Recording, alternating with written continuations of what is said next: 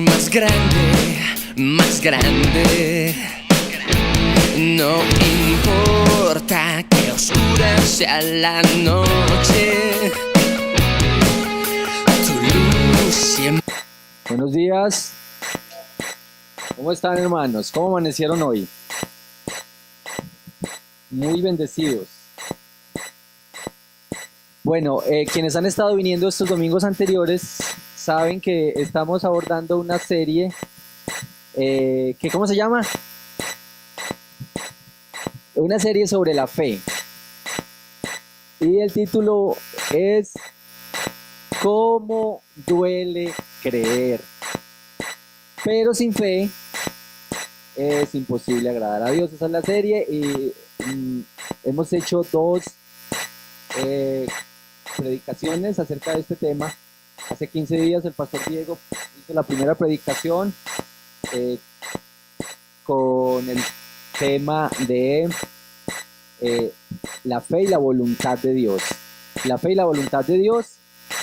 Y hace 8 días nuestro hermano Wilcar también tocó este tema con la fe y el perdón. Si usted no ha estado en estas dos predicaciones anteriores, usted puede verlas, escucharlas por YouTube. Si entra a YouTube, puede darle serie de predicaciones y ahí le aparece, fácil, le aparecen en YouTube las predicaciones. Redil Estadio. Solo colocar Redil Estadio, ahí están, puede para que no le pierda el hilo a esta serie de predicaciones que está muy interesante. Y esta serie de predicaciones sobre la fe están basadas en el libro de Marcos. Y hoy vamos a hablar acerca de la fe y las tormentas. La fe y las tormentas, y para eso quiero pedirles que abran su Biblia en el Evangelio de Marcos, capítulo 4, versículo 35 en adelante.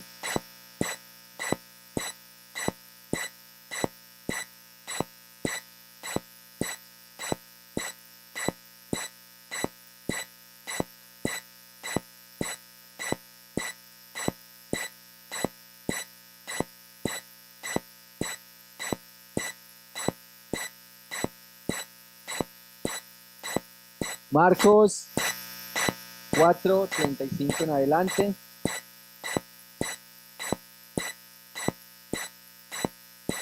Dice: Jesús calma la tormenta. Ese día al anochecer le dijo a sus discípulos: crucemos al otro lado. Dejaron a la multitud y se fueron con él en la barca donde estaba. También lo acompañaban otras barcas. Se desató entonces una fuerte tormenta y las olas azotaban la barca, tanto que ya comenzaba a hundirse.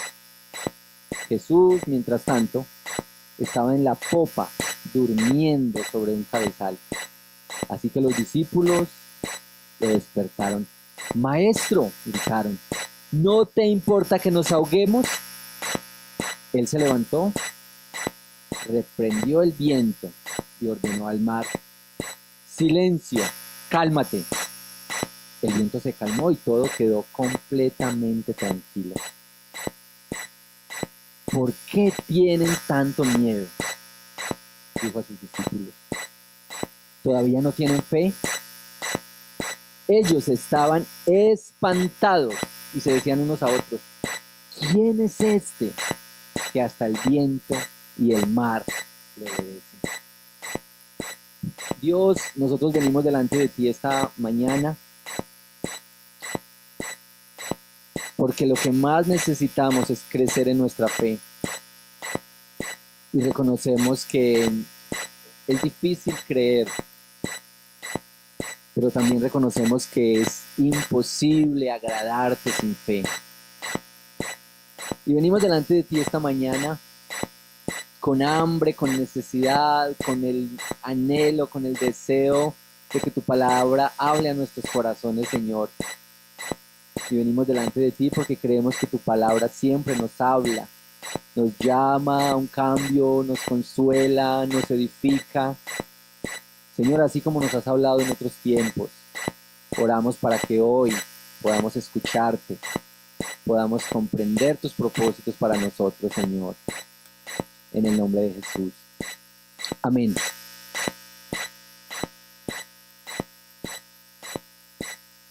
Todos hemos sentido miedo en algún momento. Seguramente en eso estamos de acuerdo. Todos hemos sentido miedo. Miedo, bueno, los miedos van desde una fobia sencilla a las ratas o a las cucarachas, hasta los miedos más elaborados.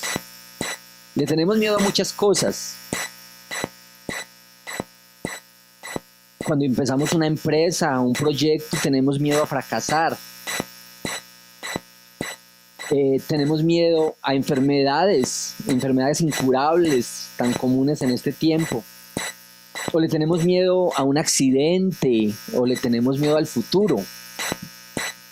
Miedos. Quienes esperan un bebé tienen miedo de que ese bebé no salga completo ni sano.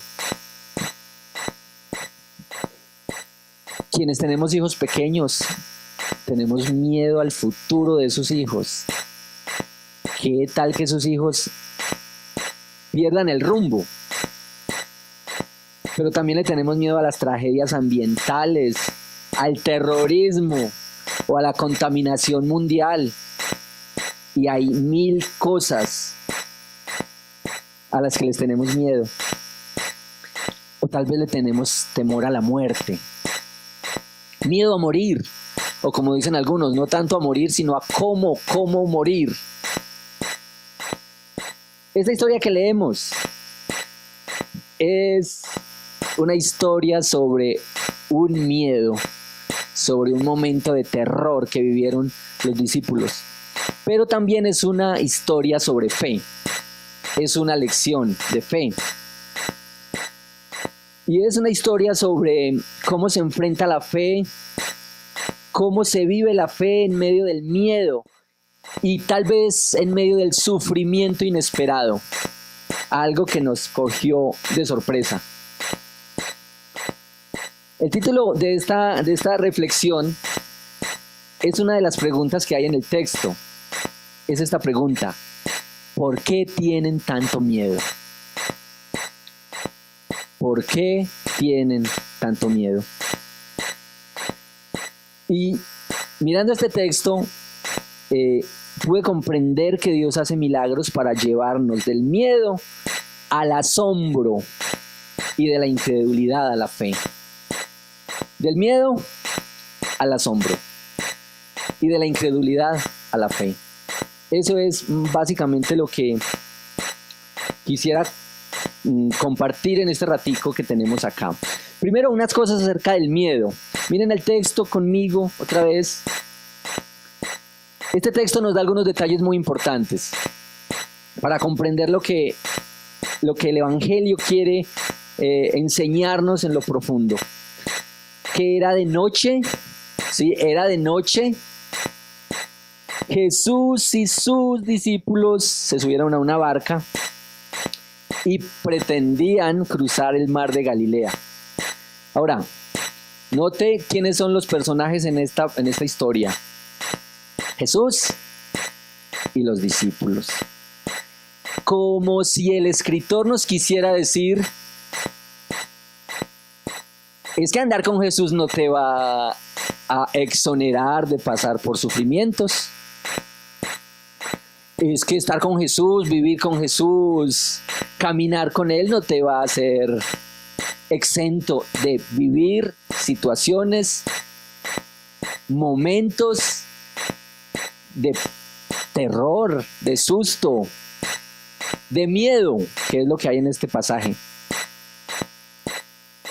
Ahora, esto era después de una jornada difícil, habían estado trabajando, sirviéndole a las personas. Jesús había hecho milagros ese día y se montaron en una barca. Era una barca pesquera, seguramente no era un barco gigantesco, no era un crucero, era una barca pequeña.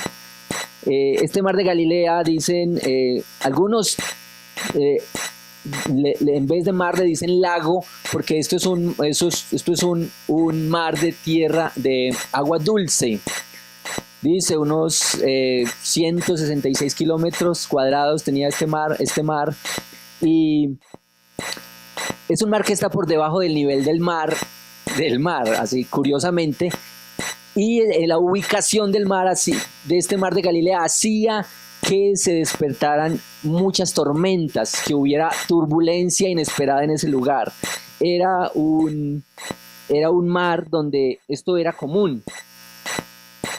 Ahora, ¿qué más nos dice este texto? Que se despertó una tormenta y que empezó a inundarse. Y los discípulos estaban en una situación que no podían controlar. Ahora, estos discípulos que iban con Jesús eran en su mayoría pescadores. Es decir, se habían relacionado con el mar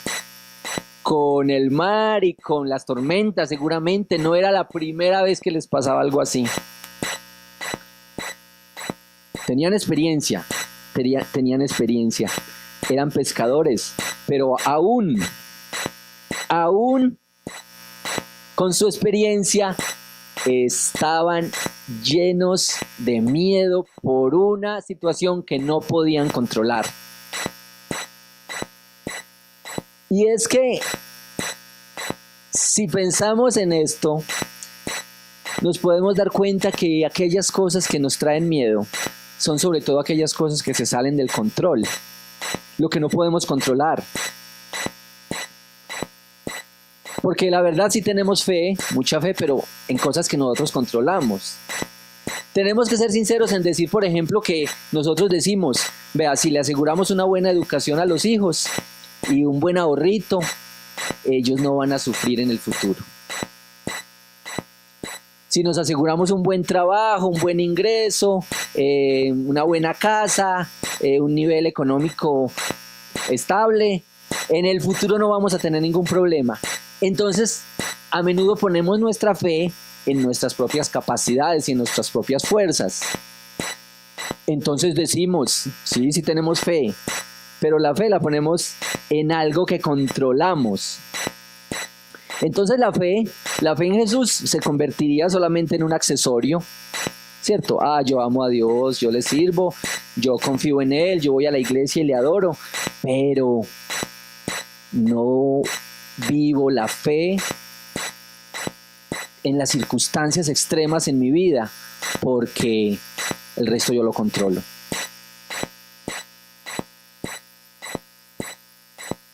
Entonces,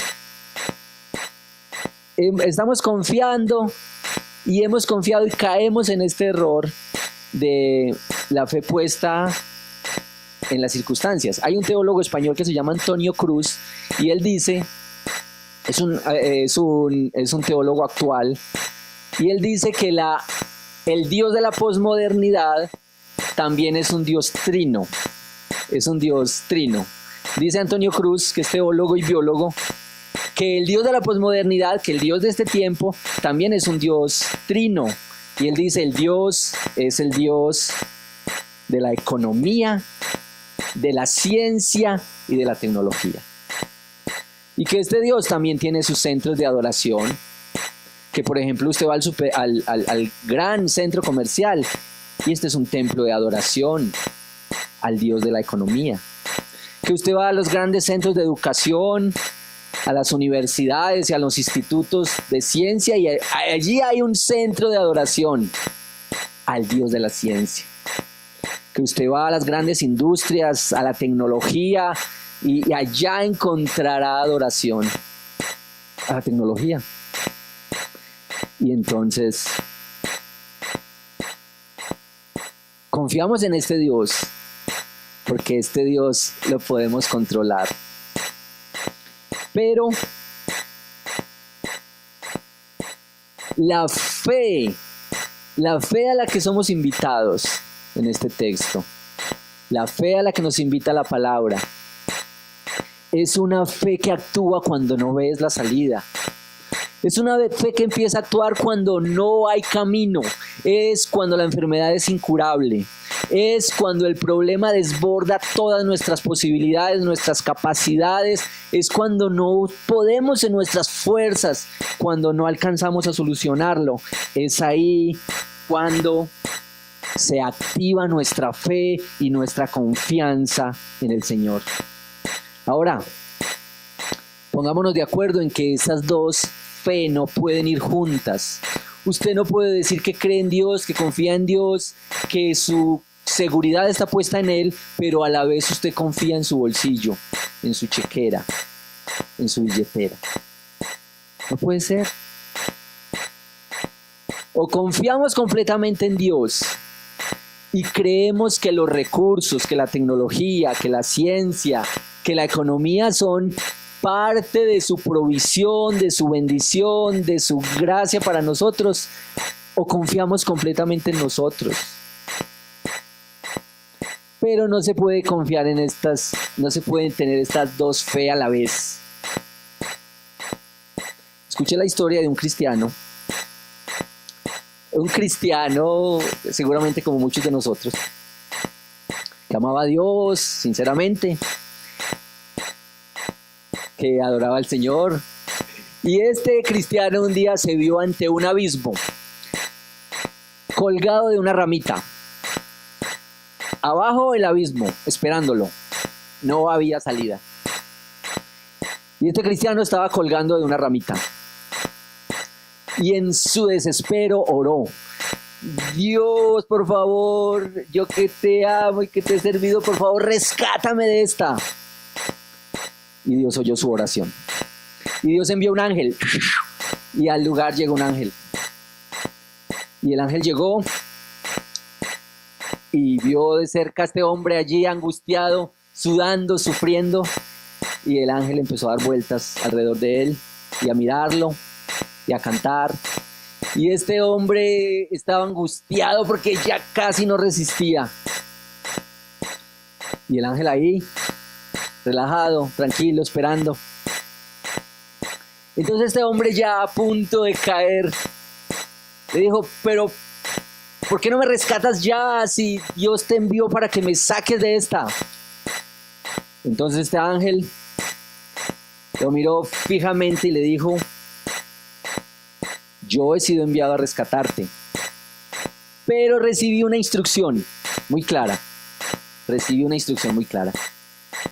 Solo si te sueltas te atrapo. Solo si te sueltas te atrapo. Y es que la fe actúa donde nosotros decimos: ya no depende de mí. Es que la fe actúa cuando nosotros ya no tenemos el control. Este era en el versículo 38 la situación de los ángeles, de los discípulos. Habían perdido el control. Este es el miedo. Segundo, el milagro. Ocurre el milagro. Dice que ¿qué hacía Jesús mientras tanto? Dormía. Bueno, eso solo quiere decir que Jesús estaba muy cansado, porque en una barca pequeña, con una tormenta fuerte, seguramente la sacudida de las olas era muy fuerte y Jesús dormía probablemente muy plácidamente. Los discípulos, cuando vieron que no podían controlar el asunto, que se les salía de las manos, que se escapaba de sus posibilidades, despertaron a Jesús. Esto nos recuerda al otro profeta que estaba durmiendo en una barca. ¿Se acuerdan de Jonás? Parece una historia parecida, un profeta que duerme en una barca mientras los demás están luchando por salvar su vida. Pero este era Dios, este era Jesús. Y con despertarlo también le hicieron un reclamo. En nuestro texto, en la Nueva Versión Internacional, dice: no te importa que perecemos. No te importa que nos ahoguemos. No tienes cuidado, dicen otras versiones, que nos ahoguemos. Y Jesús no lo regañó. Jesús no les dijo, ¿para qué me despiertan si estoy cansado? Jesús hace un milagro en medio de esta situación. Quiero que veamos el asombro en tercer momento. El miedo, 1, el milagro, 2, tercero, el asombro. Este asombro, y quiero que pongamos especial atención en este asombro. Díganme ustedes cómo está uno después de pasar un gran susto, pero un susto poderoso. Un susto en el que su vida estuvo a punto de perderse. ¿Cómo está uno después de un susto así? El corazón está agitado. Algunos pueden estar en shock, que llaman. Pueden empezar a llorar.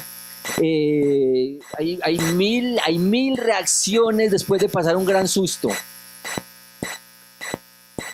Y yo creo que, uy, no, qué impresión.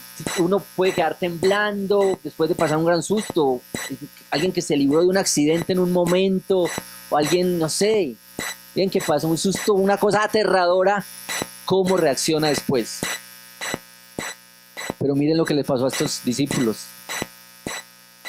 Después de pasar ese susto en el que estuvieron cerca de la muerte, pasan este otro tremendo susto.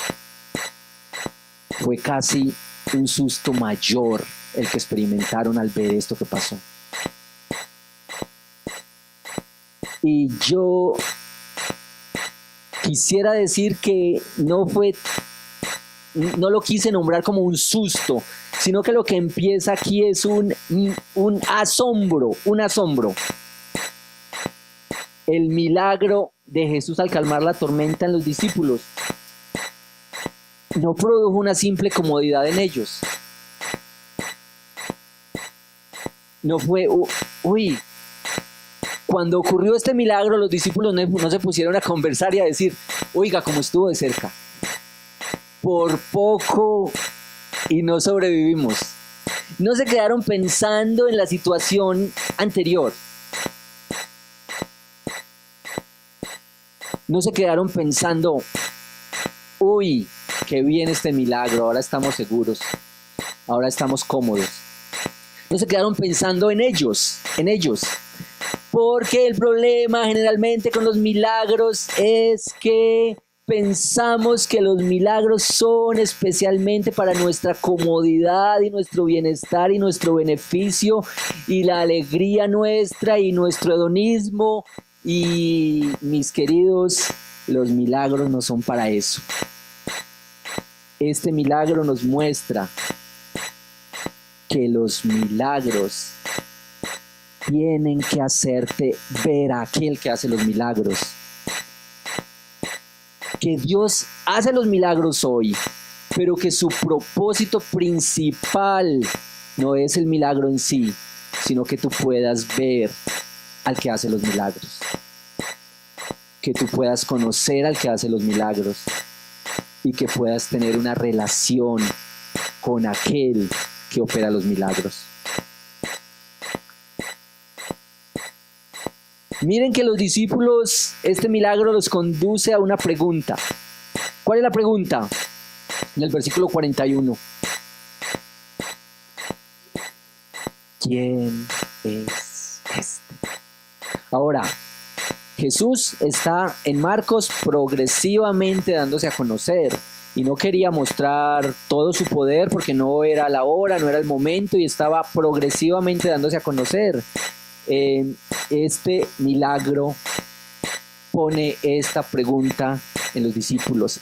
¿Quién es este que hasta el viento y el mar le obedecen? Ahora, los discípulos venían con Jesús, lo habían visto sanar al leproso, levantar al paralítico, perdonar los pecados del paralítico, como vimos hace 8 días, pero no lo habían visto en este poder frente a las leyes de la naturaleza. frente a los vientos y el mar. Ahora, la tradición judía, los judíos creyentes, conversos, sabían que Dios mismo era quien controlaba los vientos y el mar. Ahora no están extasiados por el milagro, sino por el que hace el milagro. Miren la palabra en la Nueva Versión Internacional, dice que estaban espantados. Espantados. Pasaron de un miedo de casi morir y ahora están espantados. Jesús no tiene misericordia con estos discípulos. Los pasa de un extremo al otro en estas emociones. Miedo al punto de morir, pero ahora están espantados. Pero este estar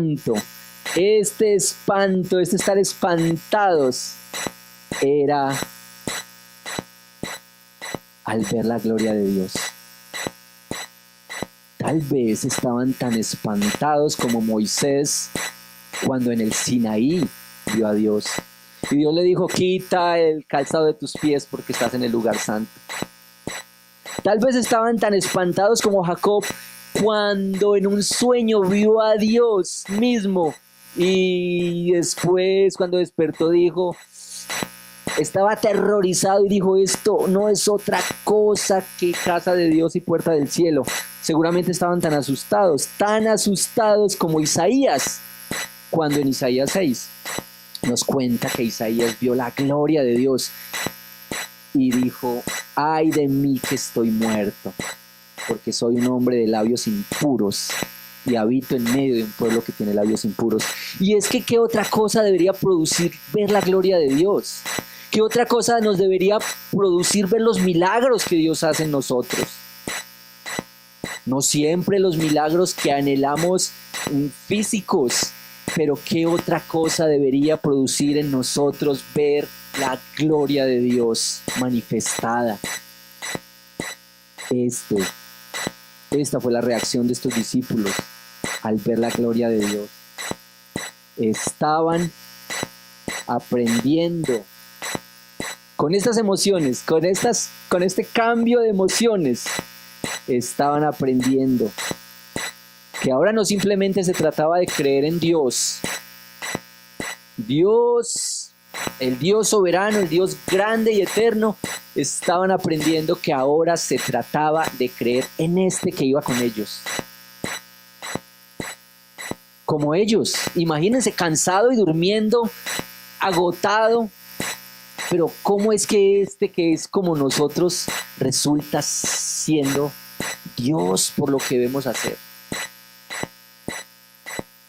Yo creo que a los discípulos también les dolió creer. También les costó creer. También para ellos fue difícil creer. Así como es de difícil para nosotros creer y tener fe. Creer y tener fe en Dios. Porque creer y tener fe en nosotros y en nuestras propias posibilidades, en nuestros propios recursos y en lo que tenemos controlado. No, nosotros creemos. Pero mis hermanos, ¿cómo podemos ver la fe? ¿Cómo podemos actuar en la fe cuando todo lo tenemos controlado? ¿Cómo podemos ejercitarnos en la fe si tenemos todo milimétricamente organizado? Pues es cuando cuando Dios permite que estemos ante el miedo. Pues es cuando Dios permite que estemos ante la angustia. Tal vez cuando estamos frente a eso incontrolable para nosotros. Dios quiere que experimentemos la fe, que nos acerquemos en confianza a Él, que digamos: esto no depende de mis fuerzas, de mis capacidades, de mis argumentos, y yo me rindo a Él. No hay otra manera. Hay otro texto que dice que las pruebas, que los tiempos difíciles, que las tormentas es lo único que puede hacer crecer nuestra fe. Yo creo que estos discípulos a partir de este momento tenían una fe más sólida. Ahora conocían un poco más quién era el que andaba con ellos. Ahora sabían más por experiencia propia quién era ese que andaba con ellos. ¿No será que solo cuando pasamos por tormentas, por tiempos adversos, difíciles y ponemos nuestra fe en Él, nuestra confianza en su provisión, en su seguridad, en su sustento milagroso, ¿no será que es en esas circunstancias cuando Dios nos hace fuertes, nos hace crecer en la fe? Pero si nos ponemos de acuerdo, no queremos pasar por cosas difíciles.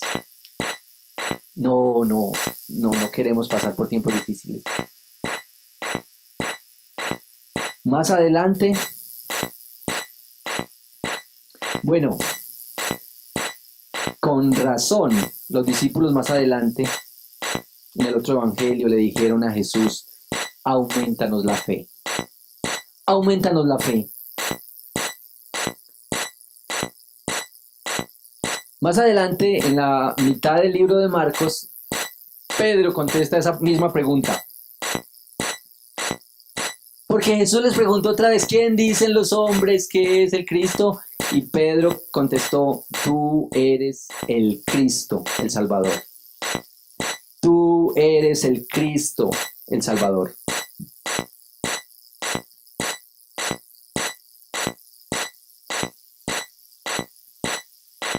Porque si no hacemos de Cristo el Salvador, siempre vamos a seguir creyendo y pensando que los salvadores somos nosotros. Que la solución está en ti, en tus propias posibilidades y en tus propios recursos.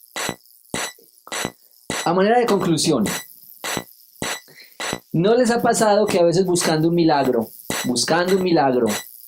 muchas personas han llegado a Cristo buscando un milagro por una situación difícil, por una enfermedad, por un problema que les desborda? Muchas veces, buscando milagros, hemos encontrado al que hace los milagros. Pero mucha gente también se ha quedado embelesada con el milagro. Mucha gente se ha quedado embelesada con el milagro, disfrutando el milagro, gozándose el milagro. Uy, Dios hizo un milagro, y tal vez viven esperando milagros y oran por milagros y se meten en el negocio de los milagros y buscan donde la iglesia donde hacen milagros. Y Dios haciendo milagros para que lo veas a Él. Y todos los días Dios hace milagros. Pero su propósito es que lo veamos a Él. ¿Y usted qué prefiere? ¿Tener un milagro o tener al Dios que hace los milagros? ¿Y usted qué prefiere? ¿Un milagro de vez en cuando o entender que cada día es un milagro? Sí, anhelamos esos milagros y los queremos ver, y yo sé que Dios los hace, esos milagros vistosos, grandes, llamativos, pero ¿qué de los milagros que hace nuestro corazón? ¿Qué del milagro que no tienes que ser esclavo del pecado? Porque Él te trae libertad. ¿Qué del milagro que no tienes que guardar ese rencor y ese odio en tu corazón? Y que Dios te da la posibilidad de perdonar a ese que te maltrató y que te agredió. ¿Qué del milagro de reconocer la tragedia del pecado en la vida y buscar restauración? ¿Qué del milagro que Dios puede hacer de mantener la familia, de mantener el matrimonio, de mantener la integridad? Esos son los milagros. Y esos son los milagros que necesitábamos ver cada día. Dios tiene el control sobre aquello que nos trae temor. No sé qué es lo que te atemoriza. ¿Cuál de esas cosas de la lista que vimos, qué cosa es lo que te trae temor? Pero Dios tiene el control sobre aquello que nos trae temor. Y Dios usa las circunstancias para atraernos hacia Él, para buscarnos, para acercarnos a Él. ¿quién es este? Es la pregunta que deberíamos hacernos todos los días. ¿Quién es este? ¿Cómo puedo conocerle más? ¿Cómo puedo adorarle? ¿Cómo puedo relacionarme con él? ¿Cómo puedo entregarme a él? ¿Quién es este? El salmista lo respondió así. Él es el que perdona todas tus iniquidades. Él es el que sana todas tus dolencias. Él es el que rescata del hoyo tu vida. Él es el que te corona de favores y misericordias.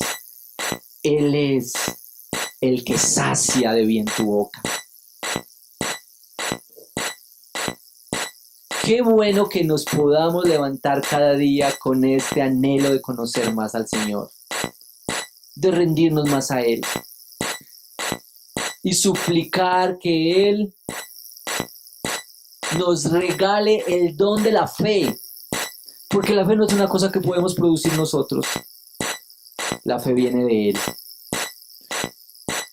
Y qué bueno que nos levantemos cada día pensando, si tengo que pasar por una tormenta hoy, quiero que tu fe, que la fe en ti, se haga fuerte en mí.